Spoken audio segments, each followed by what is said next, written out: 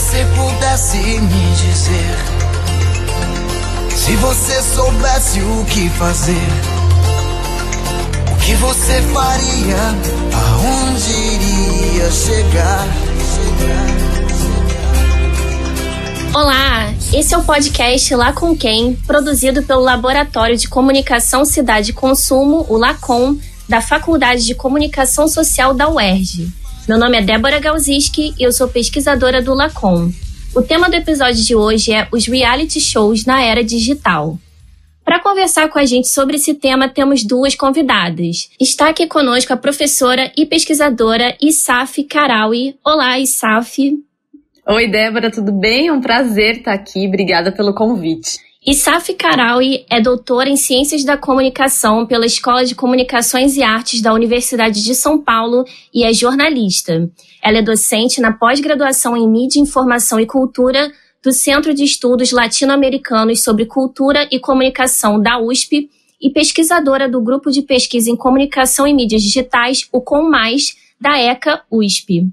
Também contamos com a presença da professora e pesquisadora Érica Ribeiro Gama. Seja bem-vinda, Érica. Olá, Débora. Olá, professora Issafi. Obrigada pelo convite. Vai ser um prazer participar do programa. Érica é doutoranda no programa de pós-graduação em comunicação da Universidade Federal Fluminense, jornalista e professora da Universidade Veiga de Almeida. Bom, os reality shows surgem como um gênero televisivo inspirado na vida real. E é provável que você que está escutando esse podcast já tenha assistido a algum reality ao longo da sua vida. Durante a pandemia, o interesse por esse formato televisivo cresceu ainda mais. Além do Big Brother, o mais popular atualmente, diversos outros realities foram lançados na TV brasileira. Alguns exemplos são A Fazenda, Chuva de Arroz, The Circle Brasil, MasterChef, De Férias com Ex, Soltos e Floripa, Power Couple Brasil. Esses são alguns deles. Uma pesquisa do Ibope feita em 2020 apontou um crescimento no consumo de realities em relação ao ano de 2019, chegando a 7 horas e 47 minutos diários. E em janeiro de 2021, esse ano, o Globoplay, aplicativo de streaming da Rede Globo, atingiu uma marca histórica de assinantes por conta da estreia do Big Brother Brasil 21. O consumo no serviço também aumentou 119,6% em relação ao ano anterior. Segundo uma matéria do UOL, em março deste ano, após um jogo da discórdia do Big Brother, o Globoplay teve um recorde de acessos simultâneos, mais de 2.588.000 usuários na plataforma. Bom, nós vimos que a partir do ano passado, a Globo renovou esse formato do Big Brother, escalando pessoas comuns, que são os pipocas, e também influenciadores e artistas, o camarote. A interação com as redes sociais foi um outro aspecto bastante determinante nessa nova era dos realities. Issafi e Érica, o que vocês têm percebido a respeito dessa renovação dos realities hoje e da própria televisão na era digital, desse consumo sob demanda? Vocês acham que a pandemia também impactou na alta desse consumo? Bem, Débora, é ótimo estar com a Érica aqui, porque eu sei que esse tema tem muito a ver com as pesquisas dela, né? Então eu vou pensar um pouquinho pela perspectiva da comunicação digital, que é o assunto que mais atravessa as minhas investigações, especialmente os influenciadores digitais. Eu acho que, claro, né, os dados que você mostrou na abertura do podcast já revelam que talvez a pandemia tenha impactado em alguma medida, né, nesse consumo. A gente pode partir desde a constatação mais clichê, que é a ausência de vínculo com o outro, fez a gente também observar um vínculo se dando num outro espaço, que é o espaço da TV, né? Até reflexões talvez mais complexas que a gente pode fazer ao longo do programa. Mas eu acho que essa questão da renovação dos realities é muito legal da gente pensar, porque especialmente com essa iniciativa de trazer o camarote, então essas pessoas que já tinham visibilidade, eram conhecidas na internet, a Globo faz um movimento muito interessante, que é de tentar encontrar uma audiência que nunca chegou na televisão. Então é um esforço de, a partir de um influenciador digital, chegar nessa comunidade de interesse que se estabelece ao redor do influenciador e talvez, quem sabe, provavelmente, vender uma assinatura de streaming, que é uma outra investida da Globo, né? Então, brigando aí por uma liderança em streaming também no Brasil. Então é todo um movimento que se organiza ao redor desses sujeitos influentes nas redes sociais. E é uma renovação bem vista, né? Na verdade, quase urgente quando a gente pensa no formato. Não sei o que a Érica pensa em relação a isso. Bom, então, eu ia falar um monte de coisa. Eu sempre tenho um monte de coisa para falar. Mas O reality show, né, como gênero televisivo, né, como gênero audiovisual, eu acho que é um supermercado para a televisão de uma forma geral. São programas economicamente viáveis, são todos patrocinados praticamente, tem patrocínio em tudo quanto é lugar, então é muito dinheiro rolando e o custo relativamente baixo, porque você não paga aqueles personagens que estão ali. Eu acho que esse é um grande ganho dos reality shows terem crescido tanto na televisão de uma forma geral, não só na brasileira e não só na TV aberta, na TV fechada, né? A última informação que eu tive, por exemplo, da Endemol, que é a grande produtora de formatos, ela não produz o programa, ela produz formatos, ela tem mais de 2.000 formatos no catálogo. O Big Brother é apenas um deles, né? E é um formato que foi comprado de uma forma generalizada por vários países. No entanto, é um formato antigo, de certa forma, porque só no Brasil a gente tem 20 anos de formato bebê, né? Big Brother Brasil foi uma coisa adaptada para cá. E eu acho bem natural de um gênero televisivo e até de um formato ele mudar conforme o tempo. O contexto hoje de realização e produção desses programas é muito diferente, né, de quando começou em 2000. Então, a gente não tinha redes sociais, né? É até colocado, se eu não me engano, pela ISAF, é colocado isso, era feito pelo telefone, né? O Boninho deu uma entrevista esses dias falando que eles ensinaram o público a votar por SMS, e foi um programa que teve realmente que se atualizar. E essa atualização não bastou, por exemplo, nos formatos da votação. Ele também teve que se estender a outras possibilidades, como, por exemplo, colocar os influenciadores ali dentro. Estava perdendo um público, como que a gente pode chamar esse público que está na internet, que está nas redes sociais, para cá para dentro? Então, acho que foi uma estratégia bem interessante. E aí não é uma celebridade, né? Eu acho que isso que é interessante a gente pensar. Não é uma celebridade qualquer, né? É uma pessoa que tem uma interferência dentro de redes específicas, né? Porque se você pensar a Casa dos Artistas, a Fazenda, é cheio de subcelebridades, celebridades, enfim, e não tem essa pegada dos influenciadores. Então, acho que tem muita coisa interessante aí para ser ainda adaptada e atualizada. A gente nunca sabe o que vem pela frente com relação a esses gêneros, a esses programas, mas o Big Brother, por ser de alto alcance com relação à audiência, ele acaba, vamos dizer assim, sendo mais apelativo e tendo mais visibilidade com relação a essas alterações. Então, a gente está nesse foco do Big Brother, mas tem muitos outros programas que já utilizam, por exemplo, mecanismos de trazer influenciadores, mecanismos de trazer a participação do público pelas redes sociais, com o uso de hashtag, enfim, concursos específicos que são feitos depois do programa e por aí vai. Bom, vocês estavam falando agora sobre essa relação do público com o programa, né? A gente está falando mais nesse momento sobre o Big Brother. E é interessante pensar, né, que com a democratização da internet, o espectador televisivo ele assumiu um papel mais ativo, né? Principalmente no direcionamento dos realities. E se a gente for lembrar, por exemplo, no caso do Big Brother, as primeiras edições do programa, as pessoas votavam por telefone, né? Era um outro processo. E hoje essas votações são online e existe também toda essa questão dos mutirões nas redes sociais, né? Dos fãs do programa se articulando para promoverem uma votação em massa, né? Em quem eles querem tirar do programa. Uma outra coisa interessante é que eu lembro nessa edição agora de 2021, foi o caso do paredão falso da Carla Dias, em que os usuários do Twitter começaram a sugerir que ela voltasse para casa vestida de dummy, que é a roupa que os profissionais da produção do programa usam dentro da casa, né? Uma roupa para eles não serem identificados pelos brothers e sisters lá dentro. E o Boninho acatou essa decisão do público do Twitter, né? E aí a Carla voltou para casa com essa roupa de dummy.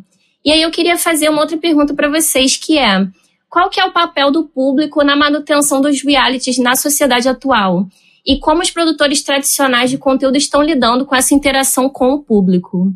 Eu acho que sem público não tem programa de TV, né? A gente começa por esse caso.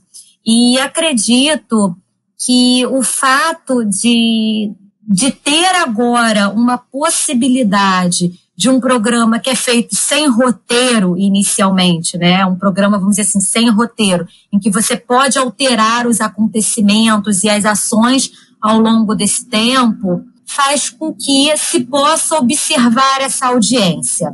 E fora observar essa audiência tem um local de voz. Então, a gente pode, por exemplo, por meio do Twitter, saber o que essa audiência está pedindo, está querendo. Pode ser que em alguns momentos, como nesse caso específico citado, né, da Carla Dias, fosse possível a adequação, né, e aí se adaptou para poder agradar esse público. E eu acho que ainda tem uma hipótese aí que a gente pode levantar, né, o fato do público se ver, né, escutado por esses diretores faz até com que ele se engaje mais.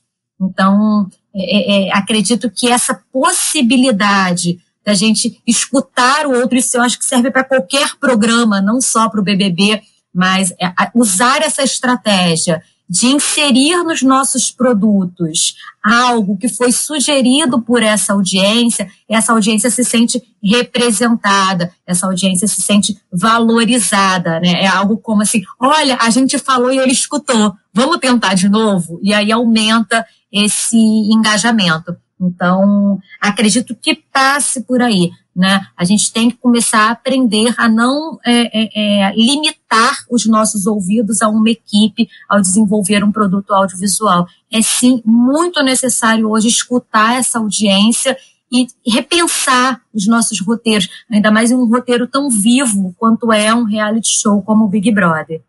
Esse ponto é muito legal que a Érica trouxe, Débora, porque os pesquisadores da comunicação digital, e aí eu vou citar um que eu gosto muito, o autor chamado Clay Shirk, que escreveu o livro A Cultura da Participação, ele tem uma passagem muito emblemática, em que ele diz assim, a mídia que não nos inclui não será mais tolerada.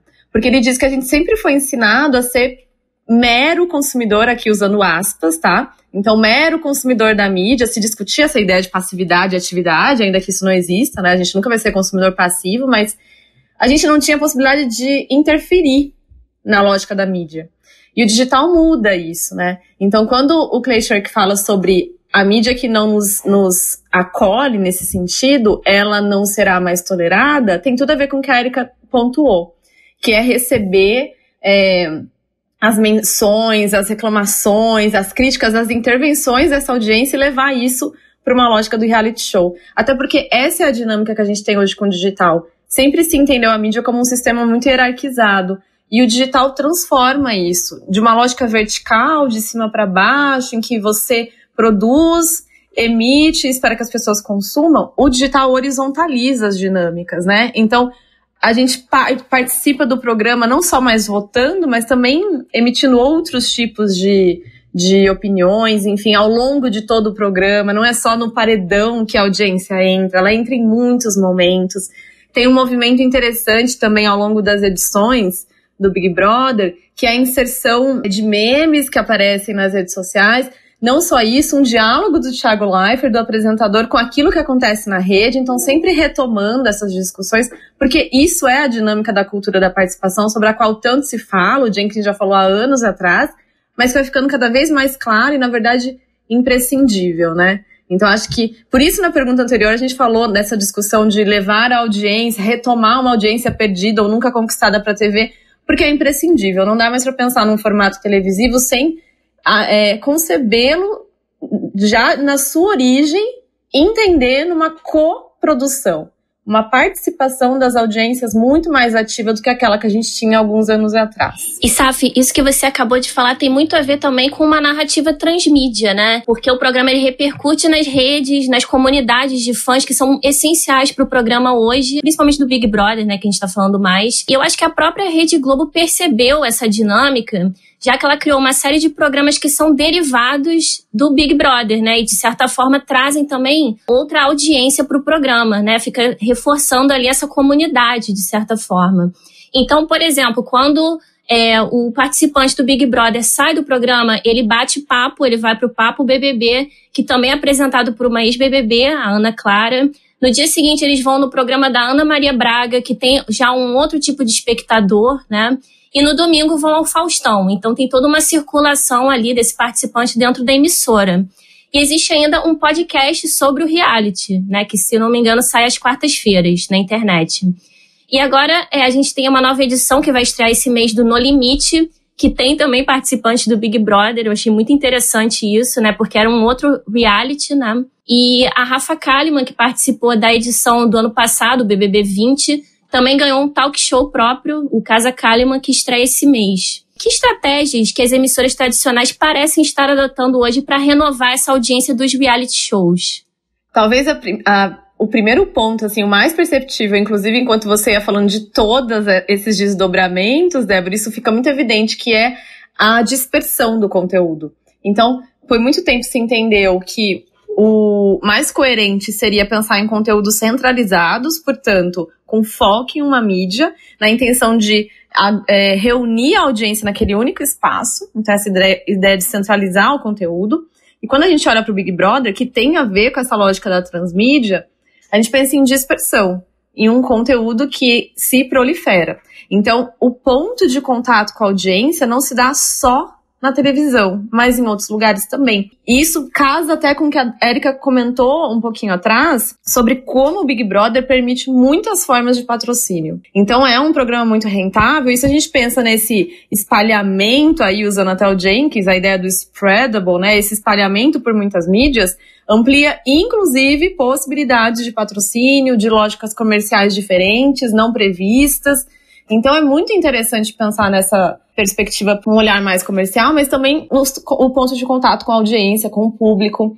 E você também só consegue oferecer tantos desdobramentos quando você tem uma lógica de fã ao redor desse produto midiático, que é exatamente o que acontece com o Big Brother. A gente está falando de 2021, mas o próprio Bruno Campanella, que é a grande referência nacional para falar desse assunto, o Big Brother Reality Show, já estudava essa lógica de fãs há anos atrás, né? Então, no Orkut e anteriormente. Então, a ideia do fã ao redor do programa é perfeita para a gente pensar em produção de conteúdo em diferentes plataformas. A ideia de o espectador se mobilizar para acompanhar esse conteúdo, fazer as amarrações entre ele, né? Então, acho que é um terreno muito fértil nesse sentido. Super concordo com a Assaf. Acho que resumiu bem o que a televisão tem feito, né? Repetindo, não só em programa de reality show, isso tem acontecido em outros programas. Mas uma coisa que me chama a atenção realmente é com relação a esse uso pelos fãs, que foi ressaltado aqui, das imagens do programa. Eu não sei se vocês lembram, há algum tempo, eu não sei se foi há 2 ou 3 edições atrás, a Globo estava entrando em uma ideia de vamos proibir essas pessoas de utilizarem as imagens do programa. Até houve uma fofoquinha agora que eles iam fazer isso de novo, não estavam querendo que, por exemplo, os perfis de quem está lá dentro usassem imagens do programa.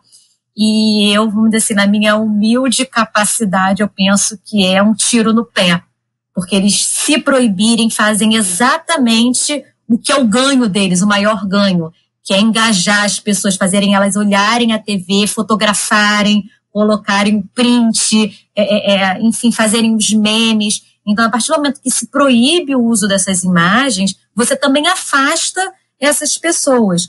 Então, se por um lado eles buscam esse engajamento para aumentar a audiência, por outro parece que eles não têm um bloqueio com relação ao uso das imagens dos programas por essas pessoas que estão aí literalmente fazendo campanha e propaganda praticamente gratuita, não só do produto em si, mas até dos anunciantes. Quando eu tiro um print da minha TV, quando eu tiro um frame daquele que aparece a marca e tal, eu também estou disseminando, né, não só o programa, como também a marca. Então, acho que falta ainda um pouco ali, um pouquinho, uma cabeça mais aberta com relação à importância desse engajamento por essas pessoas, que é elas realmente que trazem audiência, né? Hoje, atualmente, eu acho que são raras as pessoas no Brasil que não sabem nada sobre o que está acontecendo no Big Brother. Porque está em tudo quanto é lugar. Então, não é só, desliga a TV. Não basta desligar a TV. Você vai abrir um jornal, está no jornal, você vai abrir sua rede social, vai pular, de repente, como se fosse uma mágica na sua tela, e, por consequência, você acaba vendo o programa para saber quem é a pessoa, quem não é a pessoa, né? Tá zapeando, e foi aquilo que eu vi, aquele comentário que aconteceu. Isso realmente, como a professora Issafi falou, isso amplifica, né? Isso traz pessoas que não assistiriam àquele tipo de programa para dentro do programa. E aos poucos a gente vai, vamos dizer assim, sendo enredado por esse fenômeno de reality show Big Brother Brasil. Então, acredito que ainda falta um pouquinho, mas essas estratégias de segunda tela, de cultura de participação, de memes, né, dessa interatividade, não tem como fugir para um programa se estabelecer na grade televisiva hoje. Tem que abrir. Sim, e o nosso estagiário aqui, o David, ele lembrou de uma outra questão interessante que tem no Big Brother, que é o CAT BBB. Se eu não me engano, entrou nessa edição. A Rede Globo contratou o Rafael Portugal, que é um humorista do Porta dos Fundos, e ele mesmo cria memes e músicas e brincadeiras ali nas edições do programa. Então é interessante, né? Porque parece que, de certa forma, o programa está se apropriando também dessa cultura aí da segunda tela e do Twitter também, né, que é onde saem a maior parte dos memes do programa. E, Saf, no seu artigo Notas Históricas sobre influenciadores digitais e Big Brother Brasil, você aponta que a motivação para pessoas anônimas decidirem participar do programa é a oportunidade delas ingressarem no Star System. E, realmente, diversos ex-participantes do programa se tornaram famosos. Alguns exemplos são as atrizes Grazi Massafera, Juliana Alves, a Sabrina Sato, a jornalista Ana Paula Renault, o ator Kaysar, que agora está no No Limite, né? Ele voltou para um outro reality, e o político Jean Willis também, que eram todos anônimos antes do BBB. Os ex-BBBs também se tornam relevantes para as marcas, nas redes sociais, principalmente. E segundo o seu artigo, 73% dos usuários dizem que já compraram um produto ou serviço por indicação de um influenciador digital. Como você percebe essa relação das marcas com os BBBs e com o próprio programa? Essa pergunta tem muitos desdobramentos, né? Eu acho que a primeira questão tem a ver com justamente a motivação que aparece na pergunta, né? Então, de um lado, a gente tem o grupo Pipoca entrando por essa motivação de adentrar nesse Star System. Do outro lado, a gente tem influenciadores que, teoricamente, já conseguiram construir certa visibilidade ali no digital, não estão na esfera mesmo da celebridade tradicional, mas certa visibilidade. Então, parece até incoerente, né? Por que eles vão aceitar colocar a carreira em risco? Mas faz muito sentido quando a gente olha para isso, porque o Big Brother, ele reorganiza essa dinâmica da visibilidade. Então, uma discussão que apareceu muito durante o Big Brother 20 foi que, é muito injusto você colocar pessoas já relativamente famosas e pessoas anônimas. E a gente viu que quem ganhou a edição foi a Thelma, que era, né, não era do grupo do Camarote, era do grupo do Pipoca.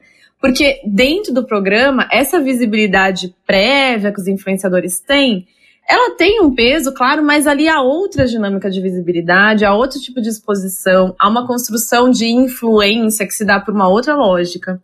Né? Então, o influenciador digital, ele consolida aquela influência no ambiente digital. Então, às vezes, por fazer bom uso das redes, por ter muitas competências e habilidades específicas de uma plataforma, mas no Big Brother não é isso que é exigido dele, né?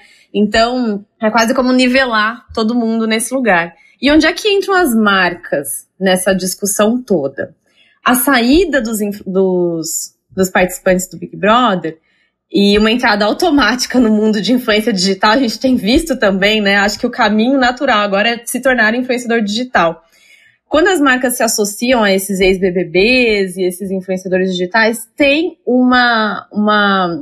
também uma reorganização dos públicos, uma mudança naquele público do influenciador digital que foi muito focado num nicho específico e sai do Big Brother falando com audiências muito diversas.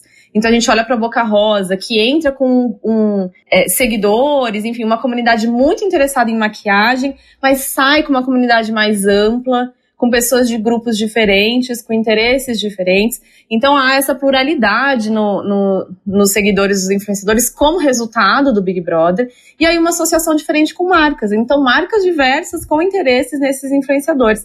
Não dá pra gente desconsiderar volume também, né? Porque quando a gente fala em influência digital, a primeira coisa que se pensa é em número de seguidores, milhões de seguidores. Então o volume é importante para as marcas, não dá pra negar. Apesar de ser uma métrica muito superficial, né? A gente sabe disso, há muito além do que o número de seguidores para se olhar, mas eu acho que tem várias mudanças interessantes para os influenciadores, né? Resultados muito diferentes que são possíveis a partir dessa participação. E a relação com as marcas é mais um plus aí, né? Mais um bônus que eles têm da participação nesse programa. Então, enfim, isso é um pedacinho do que a gente pode pensar, várias coisas aí que a gente também poderia inferir a partir dessa participação. Eu não tenho muito a acrescentar, não. A gente já falou sobre essa questão da marca, do financiamento. Não tem como você desassociar diretamente quem está aparecendo, o que está acontecendo das marcas. Eu acho que o maior perigo para as marcas, se é que a gente possa dizer que é um perigo, é ter um erro, né, na hora da aparição desse produto dentro do programa. Se eu não me engano, não sei se foi na edição passada ou retrasada, teve um caso de ter o patrocínio de uma marca e cantarem a música de outra marca. Eu não lembro, eu não sei se era o Frango, era alguma coisa assim, da Sadia e Perdigão, enfim. Eu sei que a marca era uma, mas os brothers, eles só lembraram do jingle da outra marca e ficaram cantando a música e você não tem controle. Infelizmente, é um risco que as marcas têm que correr, mas até o próprio erro nesse programa caiu na graça do público.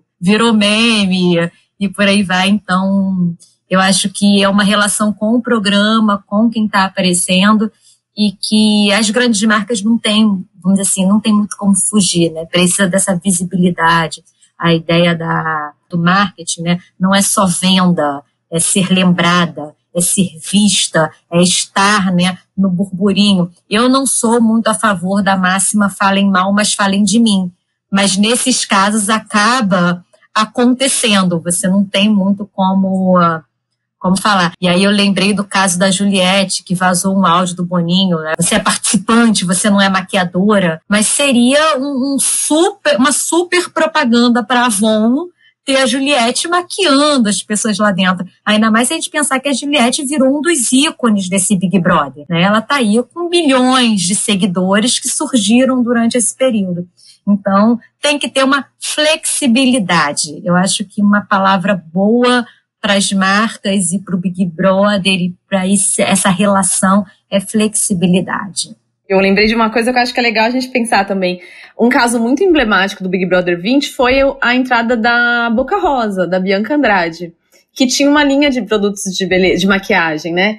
E vejam só, a cota de patrocínio do Big Brother é milionária. Então, para você estar lá, então para você ser o shampoo que os brothers usam todos os dias, a comida que eles comem, enfim, tudo ali você pode inserir produtos em muitos momentos. Então, que programa te permite, no momento do banho, inserir uma publicidade, no almoço, na hora de dormir, enfim, em todos os momentos. E a Bianca, com a marca dela Boca Rosa, ela não investiu essa cota de patrocínio, mas ela estava lá, com a maquiagem dela, né? Então ela chorava e o rímel não manchava, ela estava ali levando essa discussão do produto, e a gente pode olhar até para uma perspectiva dos influenciadores que têm um produto, como o Big Brother é interessante, porque eles podem colocar em evidência dois produtos distintos, né? Então o próprio sujeito, o próprio eu, né? O eu como mercadoria, o sujeito como mercadoria, que é o influenciador digital. Mas se eles têm algo além, então um produto físico de fato, há ainda essa chance, né? Então é muito legal pensar nisso também, como outras possibilidades para os influenciadores dentro da casa.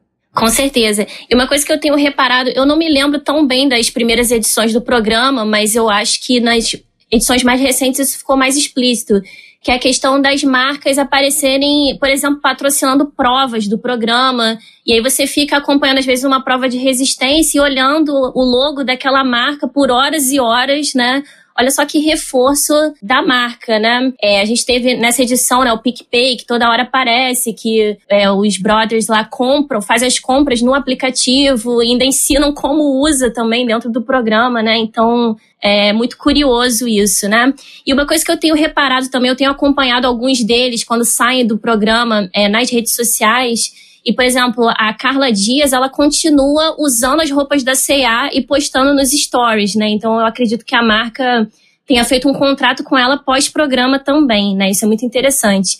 E os estagiários Eduardo e David estão falando aqui no chat, durante a gravação desse programa, que durante os intervalos também do programa também aparecem as marcas. A Avon, por exemplo, né, que toda hora aparece ali. E eles contrataram também o Lucas, né, que saiu nas primeiras semanas do programa já logo em seguida, né, para gravar as propagandas com eles, né, a publicidade.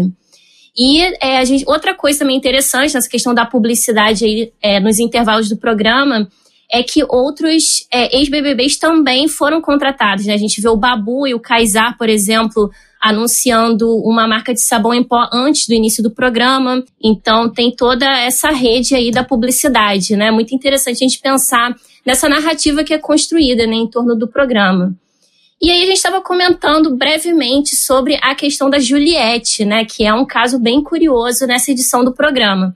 Bom, como a gente já falou, teve a escalação de famosos e anônimos, né, desde o ano passado, que o programa começou a pensar nessa dinâmica. Só que um caso que chamou a atenção nessa edição foi o da participante pipoca anônima, né, a Juliette Freire, que teve um crescimento gigantesco nas redes sociais. Até o momento ela tem mais de 20 milhões de seguidores no Instagram. E nesse momento ela já tem diversos contratos publicitários fechados com marcas fora do programa, né, mesmo antes do término do BBB.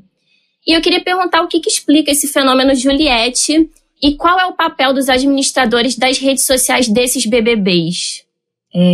Primeiro que eu acho que as pessoas elas estão precisando de ídolos, né, de pessoas que as representem.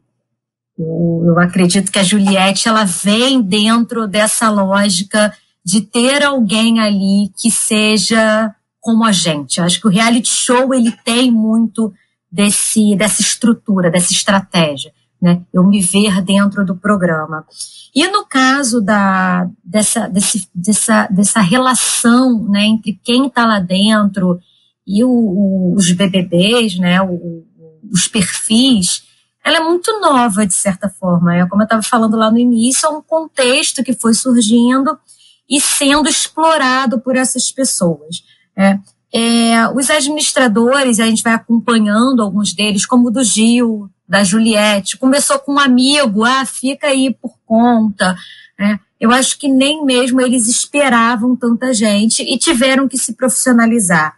Né? Não tem muito para onde correr. É alguém que tem que conhecer a linguagem, que tenha que conseguir apagar os incêndios, como aconteceu com a Carol Conká, né? Que só incêndio que aconteceu com o Projota, enfim, com o Lucas, né, que a gente acabou de comentar. O Lucas, então, a assessoria abandonou ele, ou seja, um profissional que está ali para ajudar e acaba abandonando, né, o assessorado. A questão de como as redes sociais hoje elas são, vamos dizer assim, um braço, uma extensão do que está lá dentro, aqui fora. E quem está aqui fora gerenciando essas redes tem que entender a cabeça de quem está lá dentro, mas também perceber o que está acontecendo aqui fora, que é o que a gente tem visto muito, né? A pessoa agora foi com a Poca, né? Ela está se posicionando lá dentro de uma forma e o administrador da rede falou assim, não, agora a gente é fora Arthur, né? Então, percebendo essa movimentação aqui fora, eles estão sempre tentando se justificar. Ela não sabe o que está acontecendo, a pessoa de lá de dentro ela não vê o que a gente vê do lado de fora. Então está tendo até esses embates, vamos dizer assim, essas contradições entre o que é falado nas redes e o que como a pessoa age lá dentro. Eu acho que é bem difícil esse trabalho por você não poder conversar com quem está lá dentro. Eu acho assim, bem sensacional. E no caso da Juliette, são pessoas que eram amigas dela. E a gente entende que amigo conhece a gente a ponto de saber o que a gente está pensando, né, o que a gente está vendo e por aí vai. Eu adorei que a Érica falou em identificação, que a Juliette ocupa esse lugar de uma heroína com quem as pessoas se identificam, né? E é legal olhar por essa perspectiva, porque um dos pontos de associação com os influenciadores no digital é via identificação. Então, os influenciadores, eles se consolidam como sujeitos que ocupam lugar de prestígio e distinção na rede, justamente porque eles acumulam algumas expertises, competências que são parecidas com aquelas que os seus seguidores têm, mas por alguma razão eles são quase eleitos como representante daquele grupo. Então, no marketing digital se fala muito sobre nicho, mas a gente pode pensar em comunidades de interesse, que é uma definição do Manuel Castells, por exemplo, para dizer que a gente se organiza, a gente se filia no digital pelos nossos interesses em comum. Os influenciadores, eles estão nessas comunidades de interesse, mas por alguma razão, eles são eleitos como representantes delas. E isso se dá muito por identificação. Então, eu me identifico com o influenciador, compartilho com ele algumas questões, às vezes idade, às vezes estilo de vida, interesses, enfim. E por isso eu começo a acompanhá-lo, legitimar a produção de conteúdo dele na rede. Então, a identificação ela é essencial para que os influenciadores se consolidem na rede. É claro que a gente tem vários tipos de filiação, né? Então, tem aqueles influenciadores que a gente acompanha por conta de consumo aspiracional, influenciadores que ocupam espaços de líder de opinião, enfim, várias lógicas aí, mas a ideia da identificação que a Érica trouxe, acho que ela reverbera muito na forma como a gente se filia também a Juliette, né? Como é que a gente se relaciona com a Juliette. E além disso, o trabalho dos administradores a gente tem que realmente ressaltar, assim, desde a última edição o papel dos administradores das redes tem ficado muito evidente e é algo que também foi emprestado para o Big Brother por conta dos influenciadores digitais, que já trabalham com os ADMs há muitos anos, por conta do volume de mensagem que recebem, a produção de conteúdo frenética. Então, eles precisam, de fato, de uma equipe de trabalho. É por isso, inclusive, que os influenciadores conseguiram se profissionalizar. E então, essas equipes de trabalho foram com os influenciadores digitais também para o espaço do Big Brother, né? E aí a gente observa que os anônimos também têm pensado em pequenas equipes, ainda que de parentes, amigos, mas organizado desse jeito. A própria Juliette começou com uma amiga que contratou uma publicitária e depois expandiu a equipe para 18 profissionais, 21 agora, enfim. Então, e isso é muito legal para quem estuda comunicação digital, porque é evidência de que a gente não está mais falando de amadorismo, não é só um post, é pensar estratégias de comunicação. E pensar estratégias de comunicação com um fim específico, que é ganhar o programa, que é conseguir se filiar a marcas lá no futuro. Então, é muito legal esse movimento. Os administradores também têm lançado mão de estratégias de humanização da Juliette, retomando vídeos, stories, postagens dela antes do confinamento no Big Brother. Então, usando aí várias estratégias que têm a ver com identificação, evidenciando a questão regional da Juliette. Então, o Nordeste como um símbolo no espaço de comunicação digital, de novo enfatizando essa ideia de comunidade de interesse. Se a gente se reúne no digital pelos nossos interesses, eles podem ter a ver com a nossa região, enfim. Então, é muito legal esse exercício, esse trabalho dos administradores da Juliette. Acho que eles ensinam muito para administradores de outros segmentos de mercado, não só influenciadores, não só pessoa física, mas até marcas, né? Uma outra coisa que a gente falou no comecinho da nossa conversa hoje, que é a participação das audiências dos seguidores. Então, o perfil da Juliette é um perfil que incentiva a produção, coprodução. Então, é um perfil que compartilha ilustrações da Juliette, paródias com a Juliette, montagens com a Juliette, músicas, até jogos já fizeram para a Juliette. Então é um perfil que incentiva a produção conjunta. Então a cultura da participação ali tá assim, em chamas, né? Enfim, é legal, acho que é um caso legal para observar e fiquemos de olho, né? Com certeza. E agora vamos falar um pouquinho sobre outros tipos de reality. Érica, na sua dissertação você analisou o programa Chuva de Arroz da GNT, estudando os processos de construção e desconstrução da instituição do casamento. No seu trabalho, você fala sobre a transformação do ritual de casamento em um produto midiático, um reality show, né, nesse caso. O que você percebeu estudando esse programa? Eu sempre fui apaixonada por reality show. há muitos anos, antes mesmo de eu começar a estudar reality show, eu era viciada no tal do Quartas de Beleza, do Discovery Home and Health. Um grande produtor de realities dos mais diversos assuntos. E sempre curti esse tipo de reality que fala sobre um pedaço da vida das pessoas, algum ponto específico. E não necessariamente desse desconfinamento, que eles exigem um acompanhamento. Então, eu gostava do Esquadrão da Moda, tinha... Os de comida também eram muito legais. E eu acabei me pegando naqueles Noiva Neurótica, O Vestido Ideal e tal. E foi quando eu comecei a me interessar um pouco por essa relação entre algo tão arraigado na sociedade que é o casamento com o reality show.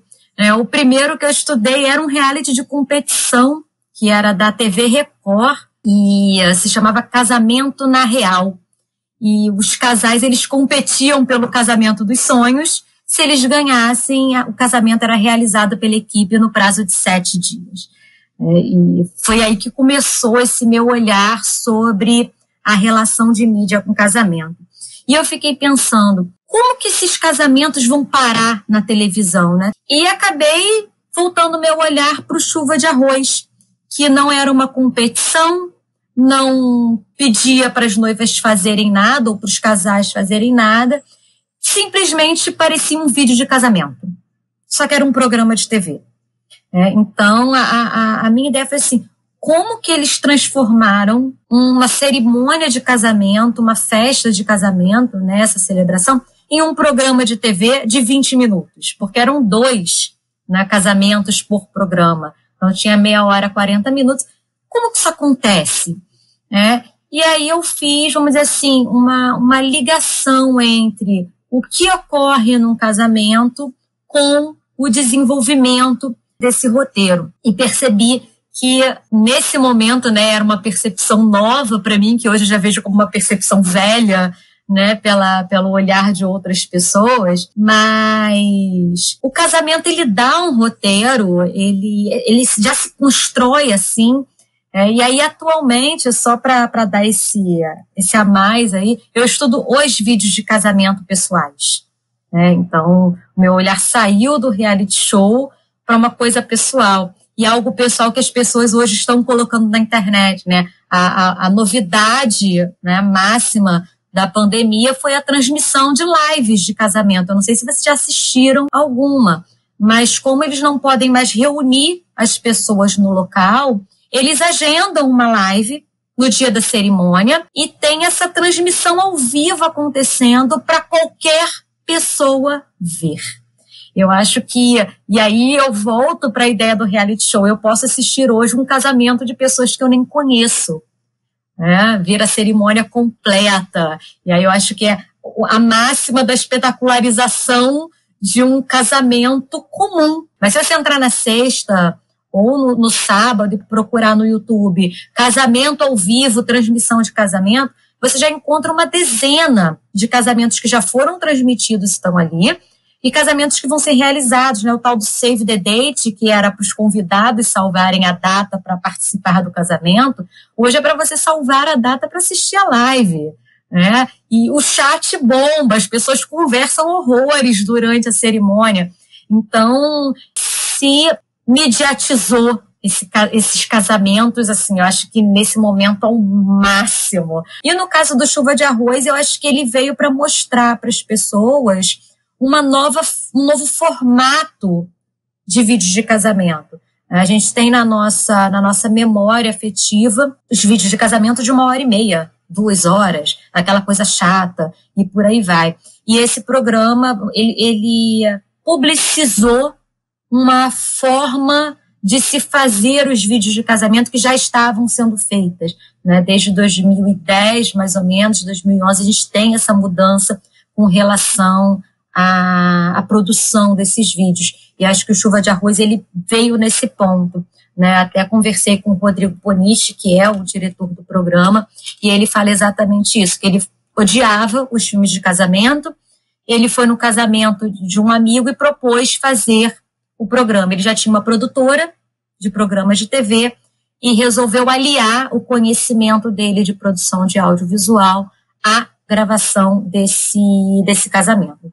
Depois que o material estava pronto, ele com a sócia dele pensaram assim, acho que isso dá um programa de TV, porque realmente passou a se ter uma história sendo contada. Então não é só mais uma gravação de um casamento, não é só mais um ponto. Então cada reality de casamento ali, ele tem características, assim como os realities de uma forma geral, né? E no caso do Chuva de Arroz, a característica ali é contar uma história de amor de pessoas comuns, né, celebrando uma união tão esperada. A ideia do conto de fadas, da realização de um sonho. Né? Então você fica ali muitas vezes vendo aquele programa, sonhando com o seu próprio casamento. E assim como o Chuva de Arroz, que é a gente pensar numa TV fechada, tem um público muito restrito no GNT, tem o Fábrica de Casamentos do SBT, que inclusive eu falo assim, é um momento que alguns serviços ganharam uma grande expressão para quem é interessado por casamento, né? Para as noivas. Elas querem um bolo da Beck, que ela faz uns bolos que, enfim, é uma parada absurda. Bolo de 3 metros, bolo que abre porta, bolo que, enfim, solta fogos de artifício, bolo em formato de urso, enfim. Então, os casamentos, eles se tornaram espetáculos, né, ao mesmo tempo que eles passaram a ser gravados e começou a se contar a história dessas pessoas. Então, eu citei, né, o Chuva de Arroz, citei o Fábrica de Casamentos, mas a gente tem uma dezena de realities que exploram pequenas questões relacionadas ao casamento e até mesmo cultural, né? Tem um programa que fala sobre casamentos ciganos, ou seja, é uma cultura muito específica sobre casamentos. Eu acho que, de uma forma geral, foi isso que eu percebi estudando esse programa e continuei dentro dessa linha de pensamento do casamento como espetáculo, como roteiro, como produto audiovisual. Muito interessante, Érica. E é legal que quando a gente entra em alguns canais da TV fechada, tem dezenas de realities sobre diversos temas, né? Tem sobre acumuladores, tem sobre casamento, tem programas de gastronomia também, né? Disputas relacionadas à comida. Então, realmente é uma infinidade, né? A gente estava falando anteriormente sobre a questão do Big Brother, né?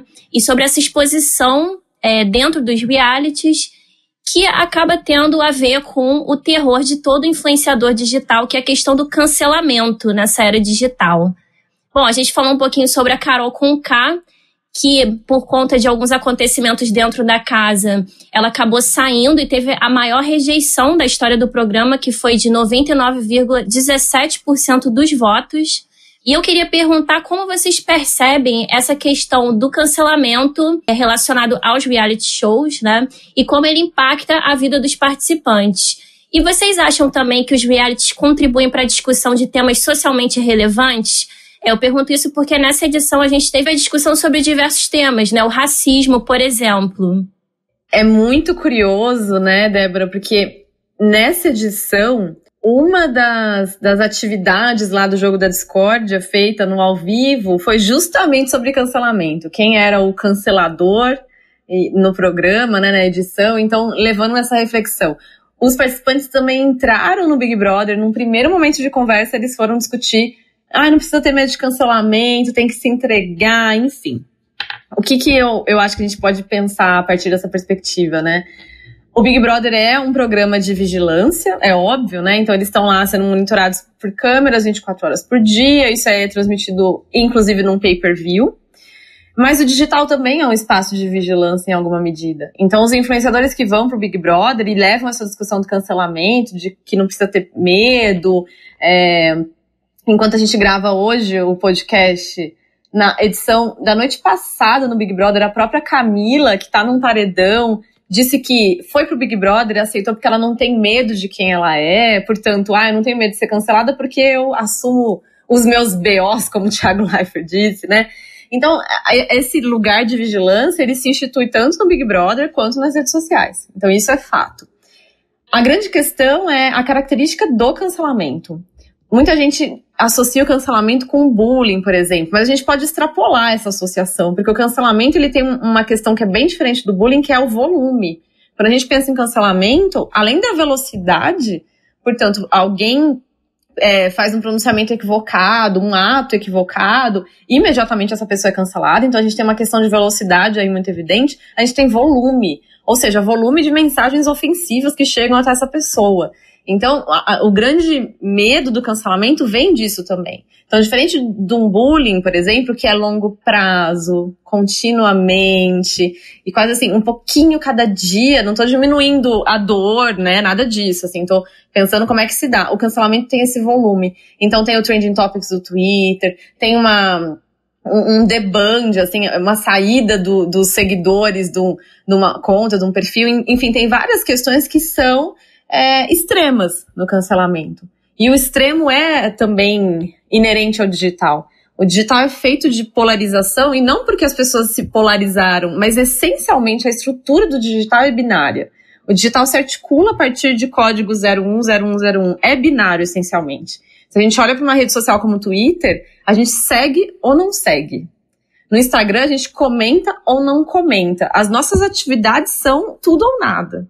Então, o digital se organiza dessa forma, e o cancelamento replica também. Isso quer dizer que não tem um meio do caminho, não tem reflexão, não tem nada disso, não dá nem tempo para nada disso, né?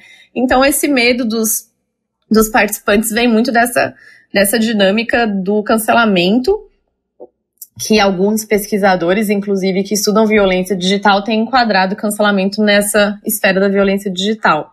Eu tenho muitas críticas em relação a isso. Eu acho que a mídia está muito mais preocupada com o cancelamento do que, de fato, não sei se as consequências do cancelamento, claro, né, há cancelamentos que têm consequências horríveis, mas há cancelamentos que são até interessantes para alguns influenciadores, porque trazem visibilidade, permitem chegar em públicos que eles não chegariam de outra forma, e que se associam àquilo que ele fez de equivocado, ou de considerado de mau caráter. Então, às vezes, o influenciador é cancelado, e alguém que olha para aquilo e fala, nossa, gostei dessa frase totalmente equivocada, vou acompanhar essa pessoa. Então a gente tem que sempre olhar para além do binarismo, né? Então, para além do pode, não pode, temos que cancelar ou não cancelar o cancelamento. E nessa discussão de para além do binarismo, acho que o que você trouxe na pergunta é sensacional, porque o cancelamento, de fato, ele coloca em circulação pautas fundamentais.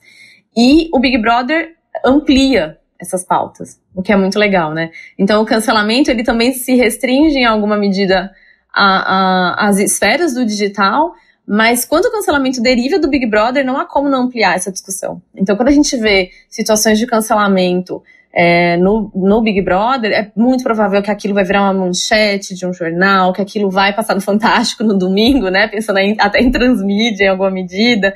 Então, são discussões fundamentais que reverberam no programa. Eu também gosto de pensar um ponto muito delicado do cancelamento, que a gente não pode definir tudo como cancelamento. Porque quando a gente pensa, por exemplo, em injúria racial, a gente não tá falando de cancelamento, né? A gente tá falando de crime. Então, e essa política de resolver tudo no digital, a política da justiça com as próprias mãos, é o que também nos coloca nesse momento tão complexo das redes, que é quase que uma falta de movimento para mudança, né? Então a gente fica ali muito na esfera da visibilidade, daquela discussão no digital, não consegue avançar muito. Então acho que seria muito legal se a gente começasse a redefinir o que é cancelamento, né? Então, assim, uma injúria racial não é cancelamento, discurso de ódio não é cancelamento, intolerância religiosa também não, né? A gente tá falando de crime, a gente tá falando de outra coisa. E o digital não é terra sem lei, né? Enfim, então acho que até quando isso está na TV, muda um pouco o tom, né? Então a gente viu no Big Brother a entrada do Ministério Público para entender o que estava acontecendo. Então a gente começa a observar e pensar, não é só uma briga da internet, né? Então, enfim, acho bem interessante pensar nessas questões todas a partir do Big Brother. E aí o medo dos participantes tem a ver com a reputação do digital, né? É indiscutível esse medo, muito por conta das consequências que eles podem ter em relação aos seus próprios perfis nas redes, que acaba sendo, para os ex-participantes, uma nova carreira, e para os influenciadores é toda uma reputação que eles foram construindo e que pode ser colocada em xeque, sim, né? A partir de algo ali que eles fizeram, disseram, enfim. A visibilidade, Débora, que tem nesses programas, principalmente para quem já tem uma posição social consolidada, como, por exemplo, o Projota, a Carol Conká, né, dessa última edição. Há essa preocupação. Acho que eles nem pensaram inicialmente que poderiam ser atingidos por essa cultura do cancelamento. Até porque na edição passada a gente não viu isso tão claro, essa força, né, atuar com tanta clareza. A gente até vê, fulano não gosta, fulano isso, mas não foi tão forte.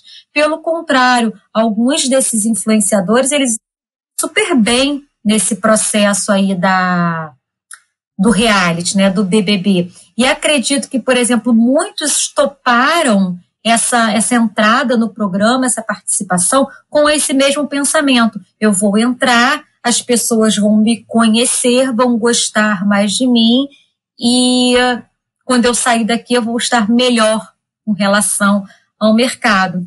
No entanto, o comportamento de alguns acabou não sendo aceito pelos telespectadores, pelas pessoas que assistiam. Concordo muito com essa parte que você disse, que injúria racial, e a gente pode estender, né, LGBTfobia, xenofobia, isso não é cancelamento, são crimes, né, então a gente tem que saber diferenciar isso, e é muito complicado, né, às vezes me coloco assim no lugar até de quem tá errado dentro do Big Brother, porque imagina só, você numa casa que tem muita pressão ali dentro, tem restrição de comida também, né, para alguns grupos. Imagina só você falar uma besteira assim, aí na hora mesmo você percebe, mas já era, né? Porque o digital já vai repercutir aquilo. E tem participantes ali que, inclusive, ameaçaram as famílias deles, assim. Então, é uma coisa que às vezes toma proporções absurdas, né? E tem uma pesquisa bem recente de uma agência de pesquisa chamada Mutato, que eles identificaram as principais causas do cancelamento. E eles identificaram, por exemplo, divergência política, homofobia e mau caratismo. Aí é muito curioso pensar o que é mau caratismo, né? Assim, que régua é essa que define o mau caratismo? A participação no Big Brother e ficar pensando sobre o que vai ser considerado o que eu fiz aqui, não tão legal. Aí eu não tô nem falando mais de crime, nem nada disso, né? Mas às vezes a pessoa tá ali vivendo o jogo e ela rompe, às vezes, um pacto meio tácito que ela estabeleceu com as audiências. Acho que a Marcela, do Big Brother 20, foi um exemplo muito interessante. Ela vinha com um discurso sobre feminismo, sobre empoderamento das mulheres. De repente, ela se relaciona com o Daniel e as pessoas entendem, poxa, não faz sentido. Mas veja, é um pacto tácito que a audiência firmou com a Marcela. E por isso ela foi cancelada. Então, assim, foi um pacto estabelecido ali e que ele se rompeu. Então, às vezes, o cancelamento vem disso, que eu acho que poderia entrar nesse arcabouço de mau caratismo.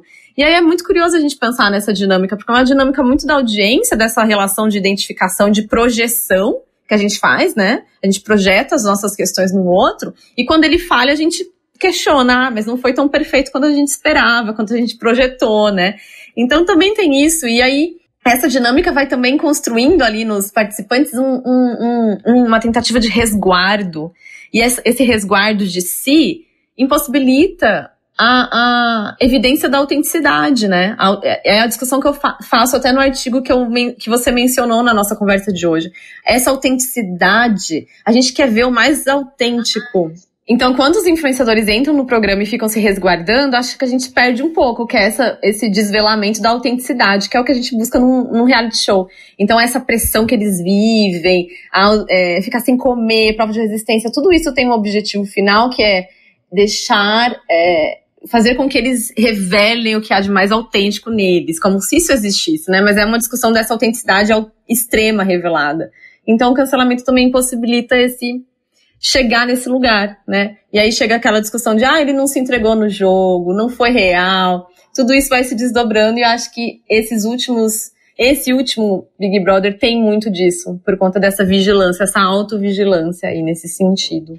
Com certeza, e eu acho que no final das contas o que a maioria do público quer assistir são seres humanos sendo reais ali, né? E não personagens, pessoas que são plantas, né? Que como são chamadas, as pessoas que se ausentam, que não entram nos conflitos, né? As pessoas querem ver isso mesmo, as pessoas dando cara a tapa aí, né? Chegamos, então, ao final do nosso programa. Eu gostaria de agradecer muito a Érica e a ISAF por terem aceitado o nosso convite.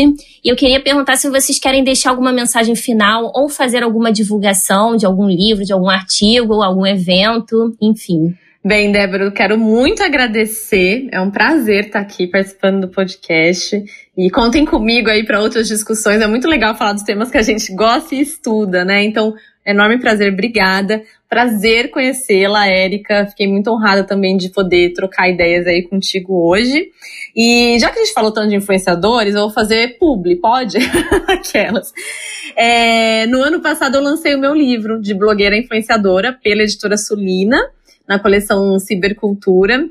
E lá eu falo justamente desse assunto que eu acho que hoje tem muito a ver com Big Brother, né? Que é de onde surgiram esses influenciadores digitais, por que é que eles têm tanta importância hoje no nosso mercado e nas nossas formas de nos relacionarmos uns com os outros, né? Então acho que pode ser uma leitura interessante. Enquanto a gente falava da Juliette, eu lembrei que no grupo de pesquisa que eu integro aqui na ECA USP, o Com Mais, no nosso site, que é commais.org, há vários textos sobre a própria Juliette, os administradores do Instagram dela, discussões sobre cancelamento, sempre pela perspectiva da comunicação digital, que é o ponto de partida do grupo. Então é isso, assim, acho que a gente pode trocar aí muitas ideias em outras plataformas mais tradicionais também da academia, acho que pode ser legal. Obrigada pelo convite, foi um prazer. Então, tem muita coisa legal rolando sobre reality show, né? A gente falou aqui do meu orientador, o Bruno Campanella. Tenho a felicidade de ser orientada agora já no doutorado, terminando daqui a alguns poucos meses. Tive a felicidade de ser orientada por ele, uma troca justíssima, interessantíssima. Então, indico Os Olhos do Grande Irmão, que é um grande estudo etnográfico sobre o Big Brother Brasil. Maravilha, eu vou com certeza procurar essas indicações. O programa de hoje foi gravado remotamente e editado pelo Audiolab da UERJ. O roteiro e a produção foram de David Landim, Eduardo Ribeiro e Vanessa Carolina, estagiários do Lacom. Caso você tenha ficado com alguma dúvida, mande um e-mail para lacomuerj@gmail.com ou uma mensagem para o nosso Instagram ou Facebook, que é @lacomuerj, e na próxima edição responderemos as suas questões. Até a próxima! Pudesse escolher entre o bem e o mal,